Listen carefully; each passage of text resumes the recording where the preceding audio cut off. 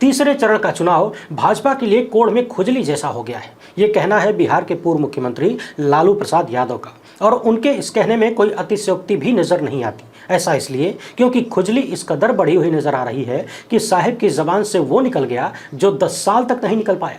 यूं समझ लीजिए कि जबरदस्त बारिश और जबरदस्त धूप में कोई व्यक्ति छाता न निकाले और अच्छे खुशनुमा मौसम में छाता तान कर चले तो खुजली का प्रकोप कितना होगा बड़ी आसानी से समझा जा सकता है। तीसरे चरण के चुनाव के बाद एक तरफ इंडिया गठबंधन उत्साहित दिख रहा है, दूसरी तरफ भारतीय जनता पार्टी में खुजली यानी बौखलाहट जबरदस्त तरीके से बढ़ती हुई दिख रही है। तथा इस बौखलाहट का प्रमाण देते हुए भाजपा नेता नरेंद्र मोदी की जबान किस तरीके से बिगड़ती जा रही है, आज इस वीडियो में इस पर विस्तार से बात करेंगे। जिस अंबानी अडानी का नाम साहिब की जबान से सुनने के लिए पूरा देश तरस रहा था, आज साहिब ने बोल दिया। अब तक मणिपुर नहीं बोल पाए लेकिन अपने मित्रों का नाम बोल दिया।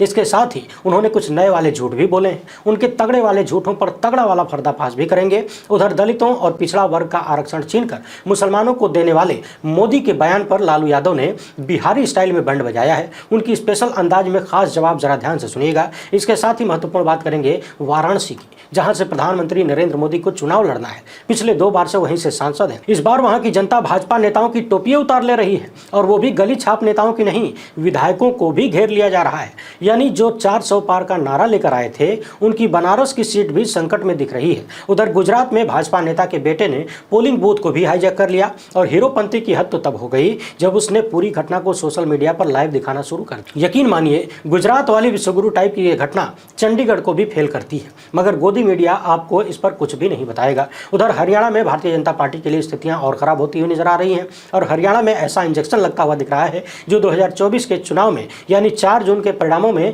पूरी कहानी को पलट सकता है। यानी कुर्सियां जा सकती है, जाती हुई दिख रही है। तो हरियाणा में क्या कुछ हुआ है, पूरे बदलाव पर विस्तार से बात करेंगे, मगर उससे पहले आप सभी से अनुरोध है कि यदि आपने पहली बार देख रहे हैं तो फेसबुक पर हमारे पेज को फॉलो और लाइक कर लीजिए, यूट्यूब पर सब्सक्राइब करके घंटा बजा दीजिएगा। टन से देश को गोदी मीडिया के जहरीले प्रकोप से बचाने और आम आदमी की आवाज को बुलंद करने में हो सके तो हमारे सहायक बनिए। इस QR कोड या फिर मोबाइल नंबर का प्रयोग करते हुए हमें आर्थिक रूप से मजबूत करने का प्रयास जरूर करें। बहुत बहुत धन्यवाद। पिछले 10 सालों से आप सुनते आ रहे हैं कि गोदी मीडिया, IT सेल और व्हाट्सएप यूनिवर्सिटी में दिन रात एक ही झूठ ठेला जाता है कि विदेशों में साहिब का डंका बज रहा है, और साहिब की पहचान भारत की वजह से नहीं बल्कि भारत की पहचान साहिब की वजह से हो रही है। ये गोदी मीडिया बताता आ रहा है, जबकि यह खुलासा कई बार हुआ कि भाड़े पर ढोल ले जाकर बजवाया जाता है, फिर भाड़े का मीडिया उस बजते हुए ढोल को दिखाकर कहता है कि दुनिया में डंका बज रहा है। 2 विदेशी अखबारों की खबरों को अपनी स्क्रीन पर देखिए। एक में लिखा है भारत के प्रधानमंत्री का लिंक मास रेपिस्ट के साथ है, यानी जो बड़ी संख्या में दुष्कर्म करता है उसका संबंध भारत के प्रधानमंत्री से है। बज गया डंका। द टाइम्स के इस खबर को भी देख लीजिए। लिखा है कि नरेंद्र मोदी प्रज्वल रवन्ना के बारे में पहले से जानते थे कि उसने कौन कौन सा कांड किया है, कितना लंबा चौड़ा कांड किया है, मगर फिर भी उन्होंने उसको टिकट दिया, चुनाव लड़वाया। यानी 400 पार चाहिए, उसके लिए कोई भी मिल जाए, चोर, उचक्का, दंगाई, बलात्कारी, गुंडा, बदमाश, कुछ भी मिल जाए, कोई भी मिल जाए, साहब को उससे कोई परेशानी नहीं है। अब आप बताइए, जब दुनिया भर के अखबारों में, बड़े बड़े अखबारों में भारत के प्रधानमंत्री के बारे में ऐसी खबरें छप रही हैं, तो आपको शर्म महसूस हो रही है या गर्व की अनुभूति हो रही है? इससे भारत का डंका बजता है या लंका लगती है? फैसला आपके हाथ में है। बाकी आसपास के भक्तों को लगातार हमारी वीडियोस भेजते रहिए। ईश्वर ने चाहा तो निश्चित ही सद्बुद्धि आएगी। लगे हाथ एक और कहानी देख लीजिए। पिछले दिनों एस्ट्राजेनेका नाम की कंपनी, जिसने कोविड का वैक्सीन बनाया था, जो वैक्सीन भारत में कोविशील्ड नाम से आई थी, उसने लंदन की एक अदालत में माना है कि उसके वैक्सीन से ब्रेन हेमरेज और हार्ट अटैक जैसी समस्याएं हो सकती हैं। दर्जनों मुकदमे इस कंपनी पर लाद दिए गए हैं। करोड़ों के मुआवजे की मांग की गई है लंदन में। भारत में भी खूब सारे सवाल उठे, और जैसा कि हमने पिछले दिनों आपको बताया था, सोशल मीडिया पर भी तमाम गोदी यूट्यूबर पैदा कर दिए गए हैं। इसके दम पर वो सब खुलकर इस मामले में भी साहिब के बचाव में आ गए। कहने लगे कि कहीं सीधे तौर पर यह साबित नहीं हुआ है कि जो अचानक मौतें हो रही हैं वो वैक्सीन की वजह से हो रही हैं। जबकि सवाल तो यही है कि ये साबित क्यों नहीं हो रहा है, जांच क्यों नहीं होती कि ये अचानक मौतें क्यों हो रही हैं, सरकार सन्नाटा मारे क्यों बैठी है।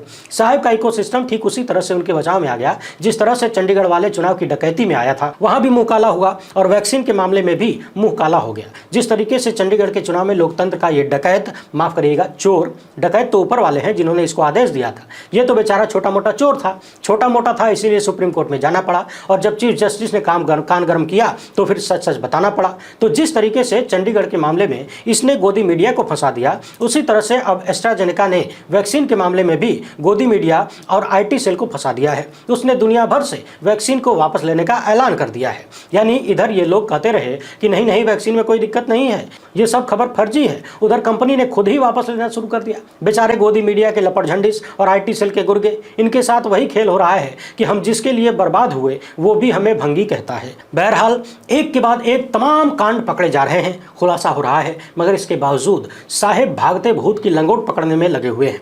चाहे उसे पकड़ने के लिए जितना पैसा पानी की तरफ बहाना पड़ जाए, बहाया जा रहा है। अपनी स्क्रीन पर इस तस्वीर को देखिए। मैंने एक खबर पढ़ने के लिए वेबसाइट ओपन किया तो मुझे यह स्क्रीन देखने को मिली। इसमें खबर कहां है जरा ढूंढिए। न्यूज वेबसाइट के लिंक पर क्लिक करने के बाद खबर नहीं दिखती है, खाली चैनल का नाम दिखता है और एक पेज पर नरेंद्र मोदी का चार प्रचार दिखता है। यहाँ भाजपा का प्रचार नहीं, सिर्फ और सिर्फ नरेंद्र मोदी का प्रचार दिखता है और सब में अलग अलग पोशाक में है।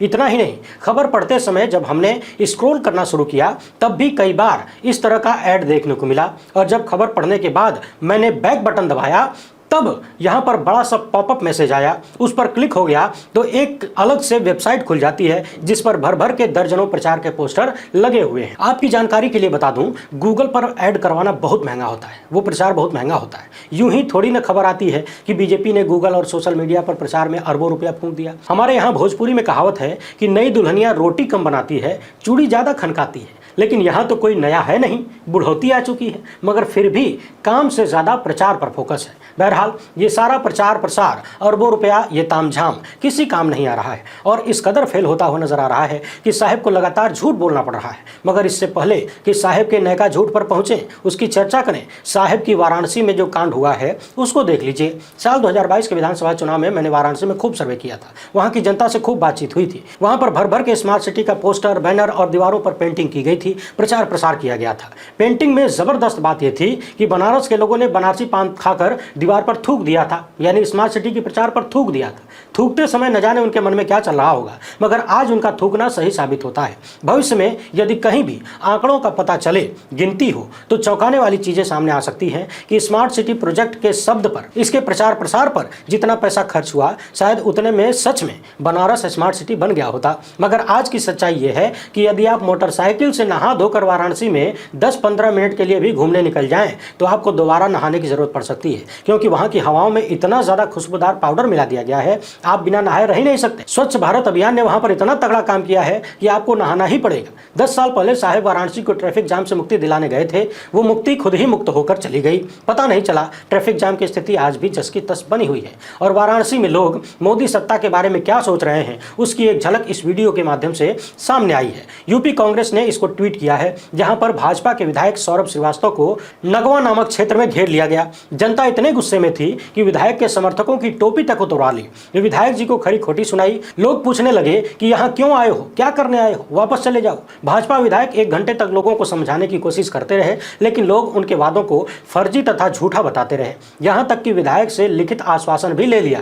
विधायक को तुरंत अधिकारियों से फोन करके जनता की बात सुनने का आदेश देना पड़ा। अब जरा सोचिए, विधायक के सामने यदि उनके समर्थकों की टोपी उतरवा ली जाए तो इससे ज्यादा अपमान की बात और क्या हो सकती है। और ये अपमान उस वाराणसी में हो रहा है जिस वाराणसी को कुछ लोग अपनी मुट्ठी में बताया करते हैं। आइए अब साहेब के झूठों पर चर्चा कर लेते हैं। कल की ही वीडियो में मैंने कहा था कि लोकसभा चुनाव के शुरुआती 2 चरण में भाजपा की स्थिति ऐसी गड़बड़ाई कि नरेंद्र मोदी तथा तमाम भाजपाई नेताओं को खुलकर झूठ बोलना पड़ रहा है। नरेंद्र मोदी कभी कांग्रेस के मैनिफेस्टो को बांटने वाला बताते हैं, मुस्लिम लीग वाला बताते हैं, हिंदू आबादी को डराते हैं कि कांग्रेस आ गई थी तुम्हारा एक घर छीन लेगी, फिर घर के भीतर घुस जाते हैं, कहते हैं कि 2 कमरा होगा तो 1 कमरा छीन लेगी, कांग्रेस छीन कर मुसलमानों को दे देगी, तुम्हारा सोना गहना छीन लेगी, तुम्हारा महिलाओं का मंगलसूत्र छीन लेगी और सब छीन छान के मुसलमानों को दे देगी। अब इससे भी मन नहीं भरा तो बौखलाहट दिखाते हुए साहब ने रे टे की भाषा का इस्तेमाल करना शुरू कर दिया। जो भाषा मवालियों की जबान से निकलती है वैसी ही भाषा भाजपा नेता नरेंद्र मोदी की जबान से निकलने लगी। और जैसे ही तीसरे चरण का चुनाव हुआ, मैंने ये आशंका जताई थी कि अब कुछ नया नमूना देखने को मिल सकता है, क्योंकि पुराने सारे नमूने फेल होते हुए नजर आ रहे हैं। शुरुआत विकसित भारत से हुई थी, फिर 400 पार का नारा आया, बीच बीच में हिंदू राष्ट्र भी आ रहा था, फिर 2047 का सपना दिखाया गया, तीसरी अर्थव्यवस्था बनाने का वादा किया गया, 5 ट्रिलियन का सपना दिखाया गया, लेकिन अब धीरे धीरे ये सारे मुद्दे गायब हो गए। कुछ समय पहले प्रधानमंत्री कह रहे थे कि अभी तो ये ट्रेलर है 10 साल का, पूरी पिक्चर 2024 के चुनाव के बाद दिखाऊंगा, मगर अब ये सारी बातें गायब हो चुकी हैं। अब सिर्फ झूठ की सप्लाई चल रही है। और आज तो साहब ने ऐसा झूठ बोल दिया और ऐसे लोगों का नाम लेकर झूठ बोल दिया जो किसी ने कल्पना भी नहीं की थी। आपको याद होगा 24 जनवरी साल 2023 को हिंडनबर्ग की रिपोर्ट आई, जिसमें नरेंद्र मोदी के परम मित्र गौतम अडानी पर दुनिया का सबसे बड़ा कथित फ्रॉड, कॉर्पोरेट फ्रॉड करने का आरोप लगा। दुनिया भर में चर्चा हुई, न जाने कितने इन्वेस्टर बर्बाद हो गए, सड़क पर आ गए, लगातार जांच की मांग होती रही, लेकिन साहब के मित्रों के खिलाफ कोई जांच नहीं हुई, कुछ भी नहीं हुआ। और साहब ने कभी खुलकर इस मामले पर जवाब भी नहीं दिया। मित्र का नाम तो जबान पर आता ही नहीं है। वैसे नाम तो चीन का भी नहीं आता। अब चीन का साहब से क्या रिश्ता है, पता लगाते रहिए। साहब ने नाम ले लिया आज अपने मित्रों का, और नाम लेने के साथ ही ऐसी बात बोल दी कि अपने ही पांव में कुल्हाड़ी मार लिए। जो बात धीरे धीरे दब रही थी, जिसकी चर्चा कम हो रही थी, उसे चर्चा मिला दिया। कहने लगे कि पिछले 5 साल से कांग्रेस के शहजादे अडानी और अंबानी का नाम ले रहे थे, खूब आलोचना कर रहे थे, मगर अब जब से चुनाव की घोषणा हुई है, अडानी अंबानी का नाम नहीं लेते। जिन मित्रों के लिए साहब ने लगातार देश की संपत्ति लुटाने का काम किया, यही आरोप लगातार इन पर लगता रहा, आज उन्हीं मित्रों को साहब कालाधन का सेठ बताने लगे हैं। यानी खुद ही कह रहे हैं कि अडानी अंबानी का कालाधन क्या कांग्रेस को मिला है, वो भी बोरी भर भर के, टेम्पो भर भर के। साहब कह रहे हैं कि इसका मतलब है कि कोई न कोई चोरी का माल अडानी अंबानी ने कांग्रेस को दिया है। अब सवाल यह है कि यदि नरेंद्र मोदी को मालूम है कि अडानी और अंबानी कालाधन रखते हैं, चोरी का माल रखते हैं, तो देश की तमाम जांच एजेंसियां कर क्या रही हैं? क्या ताड़ी पीकर सो रही हैं, या फिर कान में कड़वा तेल पड़ गया है, आंखें खराब हो गई हैं क्या? सोचिए, ये मामला कितना गंभीर है कि नरेंद्र मोदी को मालूम है कि उनके 2 परम मित्र कालाधन भी रखते हैं, चोरी का माल रखते हैं, और उन्हीं मित्रों की कंपनी का प्रचार करने नरेंद्र मोदी जाते हैं, उनके साथ फोटो खिंचाते हैं, उन्हीं के हवाई जहाज में उड़ान भरते हैं, और 10 साल सत्ता में रहने के बावजूद इन मित्रों की कोई जांच नहीं होती। अब समझने वाली बात यह है कि नरेंद्र मोदी का यह दावा कि राहुल गांधी ने अडानी अंबानी का नाम लेना बंद कर दिया, यह सरासर झूठ है। झूठ कैसे है, इसका एक प्रमाण देख लीजिए। इसके बाद कांग्रेस नेताओं ने, उनके प्रवक्ताओं ने क्या जवाब दिया है और कैसा जवाब दिया है, उसको ध्यान से सुनिएगा। आज मैं आपसे अग्निवीर के बारे में बात करना चाहता हूं। अग्निवीर योजना से देश के युवाओं को जबरदस्त नुकसान हो रहा है, मगर अडानी जैसे अरबपतियों को फायदा हो रहा है। एक 75 साल का व्यक्ति अपने मित्रों की मदद करने के लिए 22 साल के युवाओं को रिटायर कर रहा है। देश में 2 तरीके के शहीद बनाए जा रहे हैं। एक जो नॉर्मल जवान होगा, उसको पेंशन मिलेगी, उसको कैंटीन मिलेगी, और अगर कुछ हुआ तो उसे शहीद का दर्जा मिलेगा। मगर आप अग्निवीर, आपको कुछ ही समय बाद बाहर फेंक दिया जाएगा। आपको ना पेंशन मिलेगी, ना कैंटीन मिलेगी, और अगर आपको चोट लगी या आप शहीद हुए तो आपको शहीद का दर्जा भी नहीं मिलने वाला है। ये थी पहली बात। दूसरी बात, आप चाइना के जवान के सामने खड़े होंगे। चाइना का जवान 4-5 साल की ट्रेनिंग के लेके आएगा, और हमारे लोग 6 महीने की ट्रेनिंग लेकर उनसे लड़ेंगे। नतीजा आपको मालूम है। ये हिंदुस्तान की देशभक्ति से, हिंदुस्तान की सेना से खिलवाड़ है। ये मोदी जी का कॉन्सेप्ट है, सेना का कॉन्सेप्ट नहीं है। और जैसे ही हमारी इंडिया की सरकार आएगी, हम आपके लिए और देश के लिए अग्निवीर को रद्द कर देंगे, खत्म कर देंगे। धन्यवाद। सुन लिया आपने, राहुल गांधी ने ये वीडियो 4 दिन पहले अपने सोशल मीडिया पर शेयर किया था। अडानी अंबानी का नाम लेते हुए अपनी बातें सामने रखी थी। साहिब के इस सेल्फ गोल पर कांग्रेस प्रवक्ता ने जो जवाब दिया है, अब उसे सुन लीजिए। आज प्रधानमंत्री जी 3 चरणों के बाद और बौखला गए, और इतने बौखला गए कि पप्पा अपने ही संतानों के खिलाफ बोलने लगे।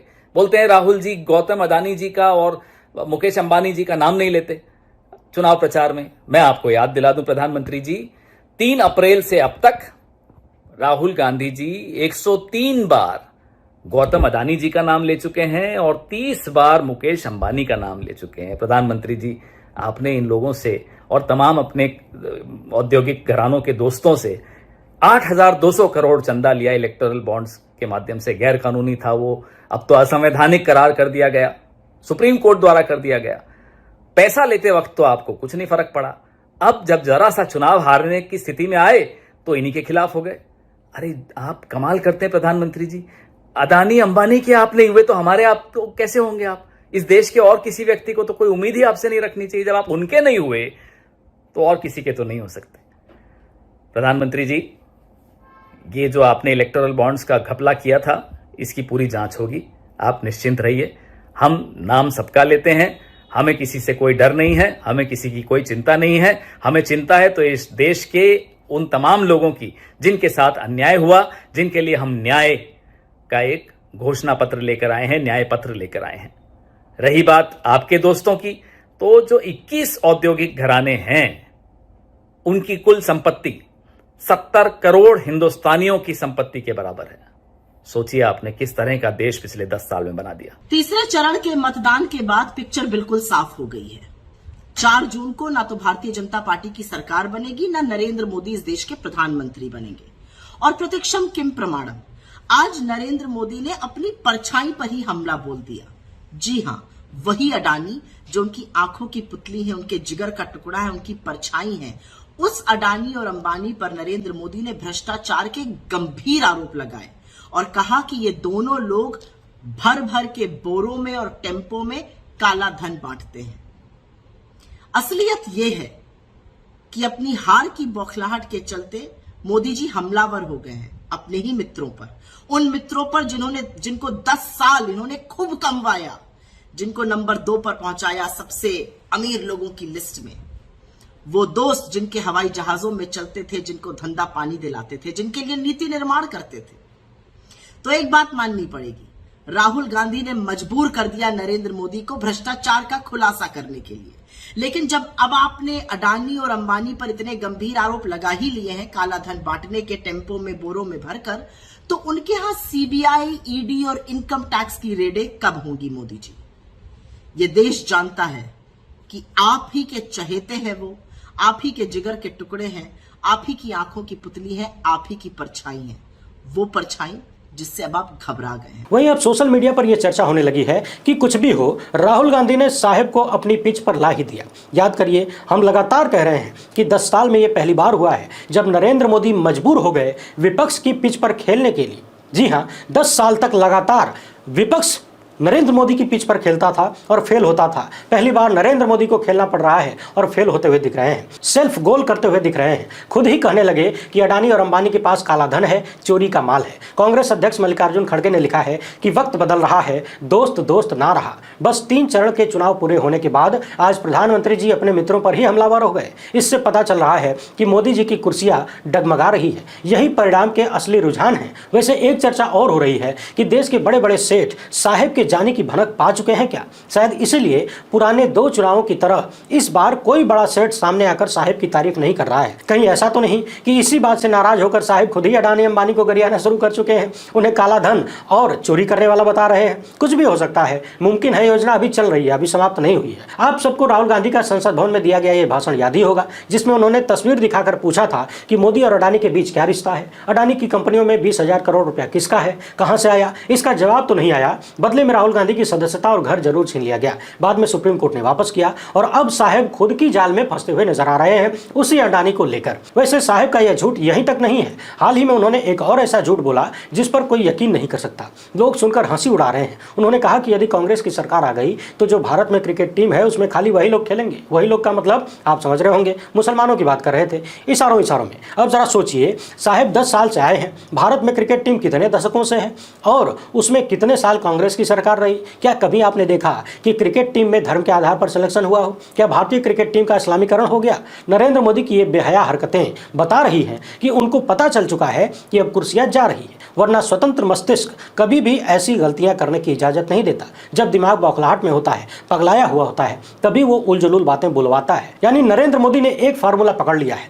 कि देश की जनता जिस भी चीज को पसंद करती है उसी का नाम लेकर जनता को डराना शुरू कर दो। महिलाएं अपने मंगलसूत्र का सम्मान करती हैं तो कह दो कि कांग्रेस आएगी तो मंगलसूत्र छीन लेगी। देश का युवा बड़ी संख्या में क्रिकेट पसंद करता है तो कह दो कि कांग्रेस आएगी तो क्रिकेट में खाली मुसलमान भर देगी। अब तो टेंशन इस बात की होने लगी है कि कहीं नरेंद्र मोदी की नजर सूरज और चांद पर न पड़ जाए और कहने लगे कि कांग्रेस आएगी तो चांद के ऊपर चद्दर डाल देगी। हिंदुओं के लिए चांद दिखेगा ही नहीं, जब मुसलमानों की ईद बकरीद आएगी तभी चद्दर हटाएगी। साहब ये भी कह सकते हैं कि कांग्रेस आएगी तो सूरज का प्रकाश केवल मुसलमानों को मिलेगा, हिंदुओं को नहीं मिलेगा। अगर आपको ये बातें अतिशयोक्ति लग रही हैं तो आप गड़बड़ेशन में जी रहे हैं। साहब हैं तो मुमकिन है कुछ भी बोला जा सकता है। अरे भाई, जब पाइप लगाकर गैस निकालकर चाय बनाई जा सकती है, बादलों से रडार को रोका जा सकता है, तो फिर कुछ भी संभव है। ये बातें बिल्कुल भी ज्यादा नहीं हो रही हैं, बल्कि इससे भी बड़े स्तर पर साहब पहुंच सकते हैं। अभी की उनकी मानसिक स्थिति ऐसी ही नजर आ रही है। हर दिन नया नया झूठ ला रहे हैं, मगर टेंशन इस बात की है कि एक को झूठ काम नहीं कर रहा है, सब मिसफायर हो रहा है और आज वाला तो बैकफायर हो गया। शायद इसीलिए लालू यादव को लिखना पड़ा कि तीसरे चरण का चुनाव बीजेपी के लिए कोढ़ में खाज यानी कोढ़ में खुजली जैसा हो गया है। यानी पहले से हालत खराब थी, अब और बदतर हो गई है। उधर रिजर्वेशन को लेकर जो मुद्दा छिड़ा हुआ है, जिस पर नरेंद्र मोदी लगातार झूठ बोल रहे हैं कि इंडिया गठबंधन आएगा तो SC ST और OBC का आरक्षण छीनकर मुसलमानों को दे देगा, धर्म के आधार पर आरक्षण देगा, इस पर लालू यादव ने बड़ा जबरदस्त जवाब दिया है। जरा सुनिए। लालू यादव ने लिखा है कि आरक्षण का आधार धर्म नहीं बल्कि सामाजिक पिछड़ापन होता है। PM को इतनी सी भी समझ नहीं है। मंडल कमीशन हमने लागू करवाया है। क्या नरेंद्र मोदी ने कभी मंडल कमीशन और उसकी सिफारिशें पढ़ी हैं? मंडल कमीशन में 3500 से अधिक पिछड़ी जातियों को आरक्षण मिलता है, जिसमें अन्य धर्मों की भी सैकड़ों जातियों को आरक्षण मिलता है। ये हमसे बड़े और असली वाले OBC नहीं है ना। हमसे ज्यादा गरीबों, पिछड़ों और दलितों की इनको समझ नहीं है। ये लोग बस एक दूसरे को लड़ाते हैं। बाबा साहेब के संविधान और जननायक कर्पूरी ठाकुर जी द्वारा दिए गए आरक्षण को खत्म करने की संघियों और भाजपाइयों की पुरानी ख्वाहिश और साजिश रही है। सन 2000 में NDA की भाजपाई सरकार ने तो बाकायदा संविधान समीक्षा आयोग ही गठित कर दिया था। ये लोग संविधान को मानते ही नहीं। अगर संविधान को मानते तो नफरत फैलाने वाली विभाजनकारी भाषा का प्रयोग नहीं करते। अब जरा हरियाणा की कहानी सुनिए। कुछ सप्ताह पहले ही हरियाणा के पूर्व मुख्यमंत्री मनोहर लाल खट्टर का खूब सम्मान करते हुए, तारीफ करते हुए नरेंद्र मोदी ने दूसरे दिन ही उन्हें पद से हटा दिया, नया मुख्यमंत्री बना दिया और अब हरियाणा में सरकार ही जाती हुई दिख रही है। कल ही खबर आई कि 3 निर्दलीय विधायकों ने बीजेपी सरकार से अपना समर्थन वापस ले लिया और अब JJP के दुष्यंत चौटाला ने ऐलान कर दिया है कि हम कांग्रेस का समर्थन कर देंगे, वो भी बाहर से, यदि कांग्रेस समर्थन मांगती है तो। यानी हरियाणा जहां पर लोकसभा की 10 सीटें हैं, जहां 25 मई को वोटिंग होनी है, वहां पर बीजेपी को सबसे खतरनाक वाला झटका लग गया है। 3 विधायकों ने जब से समर्थन वापस लिया है और जिस तरीके से 10 विधायकों वाली पार्टी ने बीजेपी के खिलाफ कांग्रेस का समर्थन करने का ऐलान कर दिया है, इसी से समझा जा सकता है कि हरियाणा में जमीनी हालत कितनी खराब है। नेताओं को, तमाम नेताओं को जो सत्ता के साथ थे, उनको जमीन की हालत पता चल चुकी है और भगदड़ मची हुई है। भारतीय जनता पार्टी के लिए अब ये लोग कह रहे हैं कि यदि एक विधायक 10,000 वोट भी इधर उधर करने की क्षमता रखता होगा तो हरियाणा में भाजपा की गणित बुरी तरह से बिगड़ जाएगी और इतनी बिगड़ जाएगी कि जिस हरियाणा में अब तक उम्मीद थी कि भाजपा 4-5 सीटें जीत सकती है, उस हरियाणा में स्थिति और नीचे जा सकती है। यानी एक के बाद एक पनौतियां बढ़ती जा रही हैं और साहेब खुद भी अपनी जबान से ही पनौती निकाल रहे हैं, अपने ही साथियों का मंडा फोड़ कर रहे हैं। और ये काम सिर्फ साहेब ही नहीं कर रहे हैं, उनकी पार्टी के नेता और उनके बेटे भी कर रहे हैं। मोहम्मद जुबैर ने एक वीडियो शेयर किया है, लिखा है कि गुजरात के दाहोद में बीजेपी नेता और बीजेपी सदस्य विजय भाभोर के बेटे ने पोल बूथ को हाईजैक कर लिया और पूरी घटना को सोशल मीडिया पर लाइव स्ट्रीम कर दिया, यानी देश की जनता को दिखाने लगा। बाद में इसने डिलीट भी कर दिया।